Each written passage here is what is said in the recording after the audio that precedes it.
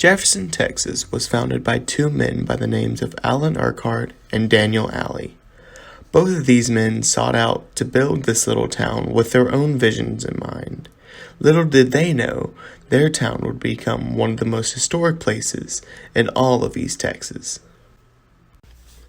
Alan Urquhart was born in North Carolina in 1792. Urquhart came from a Scottish descent, and his wife Margaret McNeil did as well. Margaret was 15 years younger than Urquhart was. There's no recorded date of their marriage, but their eldest daughter Lucinda was born in 1834 in Alabama. With that knowledge, it is led to assume that the three were on their way to Texas. It is thought that Urquhart, Margaret, and Lucinda arrived in Texas between 1834 and 1840. The 1850 census shows that the Urquhart family settled down in Morris County, formerly known as Cass County. By this time, Margaret had given birth to three more children, being John, Margaret, and Robert. Urquhart had thought that Dangerfield would become a massive city, so that's where he built his home.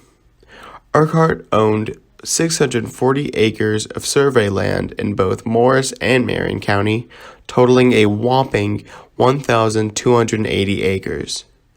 With this land in Marion County, he established a ferry that went across Big Cypress.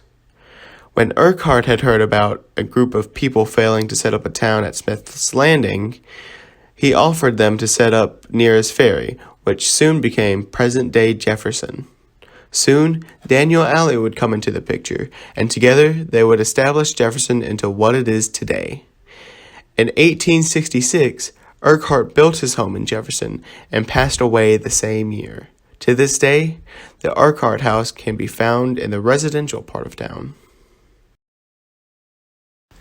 Daniel Nelson Alley was born July 4, 1810 in Russell County, Virginia, to his father James Alley and mother Sarah Alley.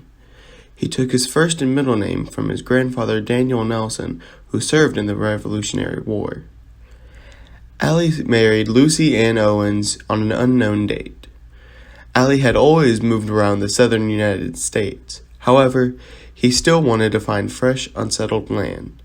So he and his wife went westward through a town called Helena, Arkansas, then continued westward through primordial trails which led them into the newly founded Republic of Texas, somewhere near modern-day Texarkana. They first settled along a fast-moving stream and built their cabin there, which is called Alley Creek. This settlement would quickly develop into a small pioneer community called Alley's Mills. Soon after, though, Alley became interested in acquiring property in the town of Jefferson.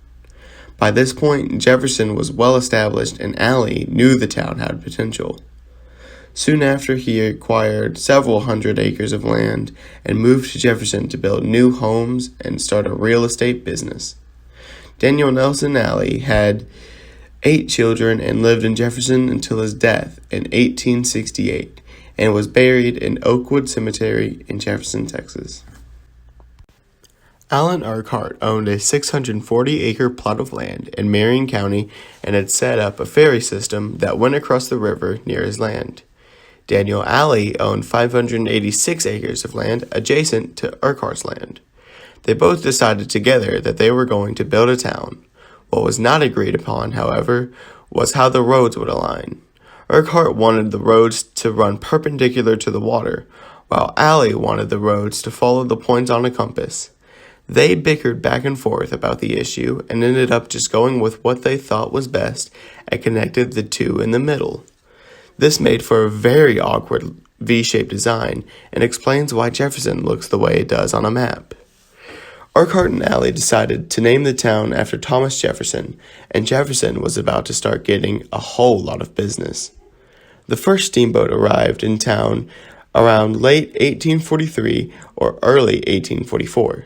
Soon after, Jefferson really started to grow. The post office was built in 1846. 2 years later, the town was officially incorporated, but because of many issues, did not get a city charter until 1850. Next, the churches came along. The Methodist Church was first. being established in 1844. Then the Presbyterian Church was built around 1846 to 1850, and lastly, the Baptist Church in 1855. Jefferson even got its own newspaper, being the Jefferson Democrat in 1847. The name was quickly changed the following year to the Jefferson Templecute, which is still around today.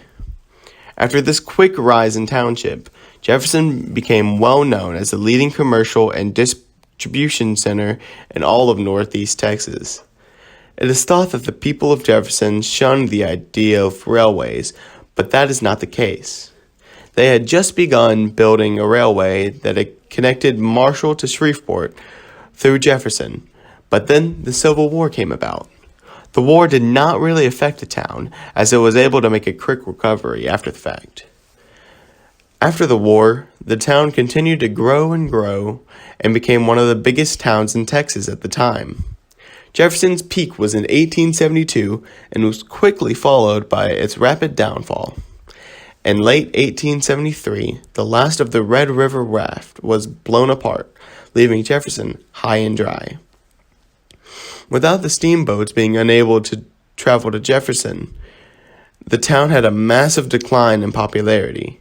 Around the same time, the railroad from Texarkana to Marshall was completed, which completely bypassed Jefferson.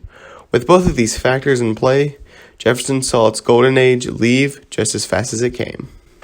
Its history spanning almost 200 years and includes people from around the world. Daniel Alley and Alan Urquhart are only a few of the many people who saw Jefferson for what it could be, a thriving port city, though they were the one who influenced the town the most. Despite it changing, much of today's Jefferson is still as beautiful as it was in its peak, albeit far smaller than before. Urquhart and Alley should never be forgotten as two of the most influential people in East Texas's history for their contributions to the establishment of Jefferson and bringing tourism and industry to an otherwise unremarkable area.